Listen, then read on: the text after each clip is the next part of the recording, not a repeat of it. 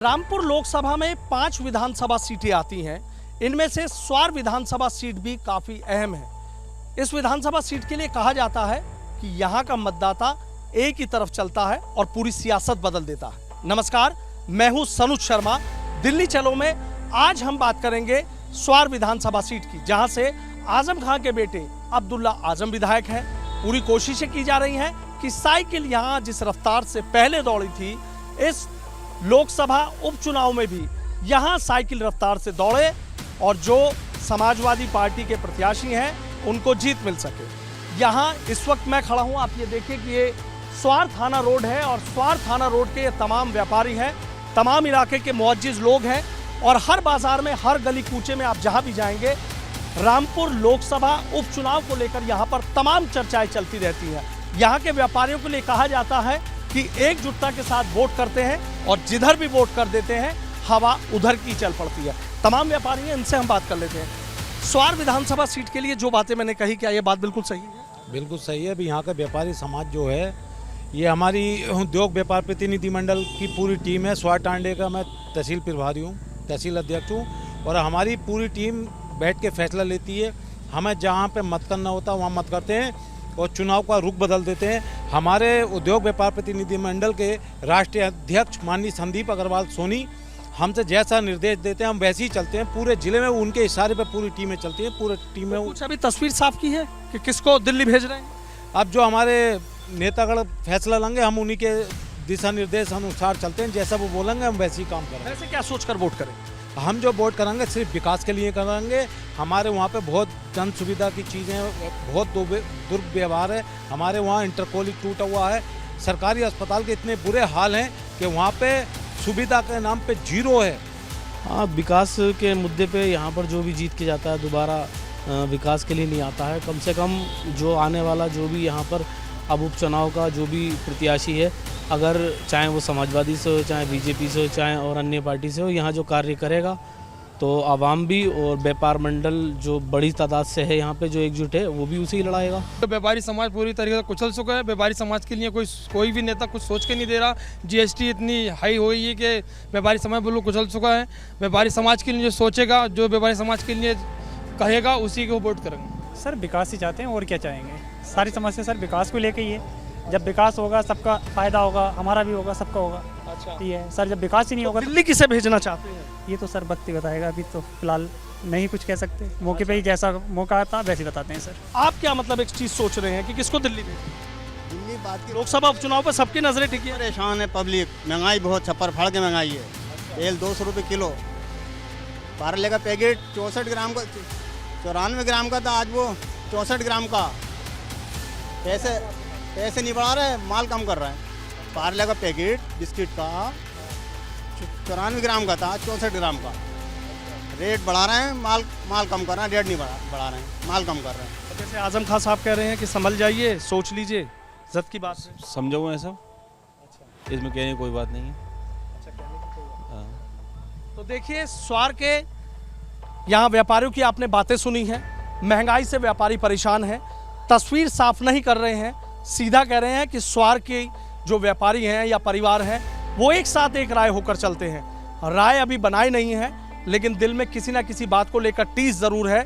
और ये भी साफ है कि जब तक ये मतदाता तस्वीर साफ नहीं करेंगे, तब तक चाहे समाजवादी पार्टी के प्रत्याशी की बात हो या भारतीय जनता पार्टी के प्रत्याशी की बात हो, दोनों ही दलों के नेताओं के दिलों की धड़कनें बढ़ी हुई हैं, चूँकि इनकी खामोशी कहीं ना कहीं बहुत कुछ इशारा कर रही है।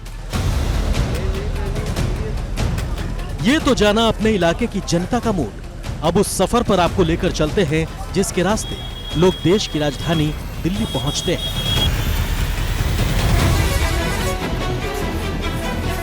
आइए यहां भी जानते हैं कि दिल्ली जाने वाली जनता का क्या है मूड और वो किसे दिल्ली भेजना चाहती है। रामपुर लोकसभा उपचुनाव में स्वार विधानसभा की जनता किसको दिल्ली भेजना चाहती है, इस बस में हम सफर करेंगे और लोगों से ये जानने की कोशिश करेंगे कि आखिर इस उपचुनाव को लेकर वो क्या सोच रहे हैं, किसको वो दिल्ली भेजने जा रहे हैं और क्या क्या ऐसे मुद्दे हैं जिसको लेकर वो वोट करेंगे। कुछ लोग हैं, हम उनसे बात कर लेते हैं और उनसे जान लेते हैं। बड़े मियाँ, आपसे जानना चाहूँगा कि लोकसभा उपचुनाव है और सबकी नजरें टिकी हुई हैं, क्या सोचकर वोट करने जा रहे हैं? वक्त आने पर पता चलेगा। वोट करना चाहते हैं, वोट डालेंगे हम अंगूठे सब समाजवादी पर्ची से। 25 कुछ और लोग भी हैं, उनसे भी हम बात करेंगे और उनसे जानेंगे। सर, आपसे जानना चाहूँगा कि लोकसभा उपचुनाव आ रहे हैं और सबकी नज़रें टिकी हैं रामपुर लोकसभा उपचुनाव पर, तो क्या सोचकर वोट करेंगे, क्या मुद्दे हैं आप? विकास का है। मैं तो ये है कि पार्टी बीजेपी अच्छा कर रही है, बीजेपी को वोट करना है, क्योंकि ये है कि गुंडागर्दी काफ़ी ख़त्म हो गई है, विकास भी है, लोगों की काफ़ी समस्याएं दूर हुई हैं, तो इसलिए अच्छा अब ये नए कैंडिडेट आए, इनको रखना है। वैसे ये भरत भूषण जी हैं तो काफ़ी उनको सभी कम्युनिटी का वर्ग का समर्थन प्राप्त है। तो यहाँ तो बीजेपी ने घनश्याम लोधी जी को उतारा है। हाँ, पहले अब ये लोधी जी आए हैं, ये भी सभी वर्ग का इनके भी हैं, पहले भी उसमें रहे हैं, लेकिन सभी वर्गों के वोट मिलेंगे इनको। मिलेंगे। अच्छा, जैसे आसिम राजा साहब हैं। हाँ, तो अभी वो नए कैंडिडेट आए हैं, तो अभी ये है नए में पब्लिक देखेगी कि कैसे हैं, उन्हें अभी परखना है अभी लोगों को। अब उसमें कितने लोग वोट करते हैं क्या है, लेकिन यह है कि लोग जो है पार्टी की नीतियों से खुश होकर वोट करेंगे इस बार। तेलों में महंगाई है, सब में तो महंगाई है, गरीब इंसान को कोई नहीं देख रहा। पीला कार्ड हर किसी का है, गरीब का हर एक पीला कार्ड है, सफ़ेद कार्ड किसी का नहीं है, मालदारों का है। महंगाई आपके लिए कहीं ना कहीं बड़ा। हाँ सर, आप बता दीजिए, इन्होंने तो बहुत अच्छी बात नहीं सही है, शाम तक बीजेपी को बजा रहे हैं हम तो। अच्छा, बीजेपी को देखो, वोट तो बीजेपी की तरफ ही होना चाहिए, क्योंकि विकास कार्य भी किए हैं, लेकिन कुछ खेद है इसमें जो पब्लिक तक सुविधाएं नहीं पहुंच पा रही हैं, जो रुकावटें हैं जो बीच में ही रुक जाती हैं, जो गरीब रुकावट दूर होनी चाहिए। लाभार्थी को पूरा लाभ मिलना चाहिए इस चीज़ का। अच्छा, पहले आपने वोट दी तो जो उम्मीद थी वो उम्मीद पूरी हुई नहीं? हमारी उम्मीद पूरी नहीं हुई। अच्छा, क्या क्या दिक्कतें रही बताइए। दिक्कत आज तक दिक्कत ही है, हर एक चीज़ में बेरोजगार बढ़ता जा रहा है, हर एक चीज़ में परेशानी हो रही है, महंगाई हद से ज़्यादा बढ़ रही है, गरीब आदमी क्या करेगा ये बताइए सर। चुनाव आ रहा है, फिर भी क्या एक चीज़ सोच रहे हैं? लेकिन सरकार हमें वो चाहिए जो सुकून हो। सुकून नहीं है, महंगाई है, दिमाग खराब है, आदमी भागा फिर, चाहे समाजवादी हो चाहे बीजेपी, कोई चीज़ हो, बस इसके अलावा कुछ नहीं। कहीं ना कहीं महंगाई ने लोगों को परेशानी में डाल रखा है। बहरहाल चाहे जो भी हो, लेकिन इतना ज़रूर है कि यहाँ के जो चुनावी नतीजे हैं वो चौंकाने वाले होंगे और महंगाई कहीं ना कहीं यहाँ भी लोगों को परेशान कर रही है और ये यहाँ की जनता का एक बड़ा मुद्दा है। दिल्ली की दौड़ में रामपुर से दो पार्टियों के दिग्गज मैदान में हैं। सपा से आसिम राजा किस्मत आजमा रहे हैं तो भाजपा ने घनश्याम लोधी पर दांव खेला है। ऐसे में क्या है भाजपा नेता की राय, वो भी जान लेते हैं। आसिम राजा साहब है, सीधा कहा जा रहा है कि बीजेपी और समाजवादी पार्टी के बीच मुकाबला है। 3 बार यहाँ पर बीजेपी भी जीत चुकी है, लेकिन कहते हैं कि आजम खां का ही एक बड़ा अपना कहीं ना कहीं रसूख रहता है और वो जैसे कह रहे थे कि वो भावुक अपील भी कर रहे हैं, तो आपको नहीं लगता कि कोई दिक्कत आई? नहीं, कोई दिक्कत नहीं है। देखो, जनता है, इसे राजा को रंक बना देती है और रंक को राजा बना देती है। जनता में बहुत बड़ी ताकत है, ये लोकतंत्र है। अब जनता हमारे साथ है और निर्णय जनता को लेना है और 23 तारीख को लेने जा रही है।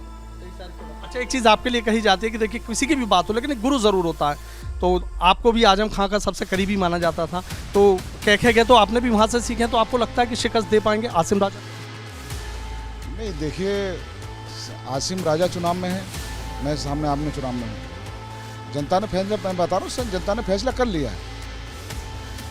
अब जनता देख रही है ये बेहतर है मेरे लिए या आसिम राजा बेहतर है, तो जनता ने जो तय करना था कर लिया।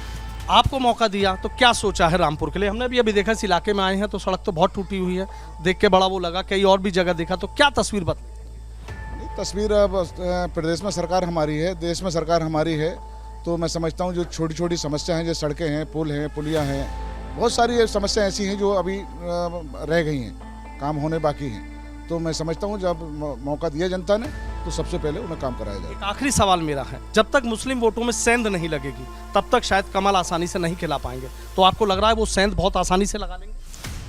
नहीं, सेंध नहीं, सेंध मुस्लिम मतदाता खुद चुनाव लड़ा रहा है। हाँ, आप उसका 23 तारीख को रिजल्ट, 26 तारीख को रिजल्ट आ जाएगा और हर बूथ मुस्लिम जीत के जा रहा है। जो हमें मुस्लिम मतदाता लड़ा रहा है चुनाव, अपना बूथ जिता के भेज रहा है, इस तादाद में मुस्लिम मिल रहा है। ये भी नहीं 10-5% मिल रहा, मतलब 50% ज़्यादा मुस्लिम मुझे मिलने जा रहा है। 50%? जी, समय आने दीजिए आप। समय आने दीजिए। देखिए घनश्याम सिंह लोधी जी हैं, सीधा कह रहे हैं कि 50% से ज़्यादा मुस्लिम उनको मिलने जा रहा है। मतदाता यहाँ का मन बना चुका है कि घनश्याम सिंह लोधी को ही दिल्ली भेजना है। तस्वीर साफ होने में थोड़ा सा वक्त ज़रूर लगेगा, लेकिन हाँ, जिस तरीके से वो और उनके कार्यकर्ता यहाँ पर उत्साहित नजर आ रहे हैं, उससे ये साफ हो जाता है कि रामपुर का जो सियासी गणित होगा कहीं ना कहीं चौंकाने वाला होगा। वीडियो जर्नलिस्ट सत्येंद्र सिंह के साथ सनुज शर्मा, एबीपी गंगा, रामपुर।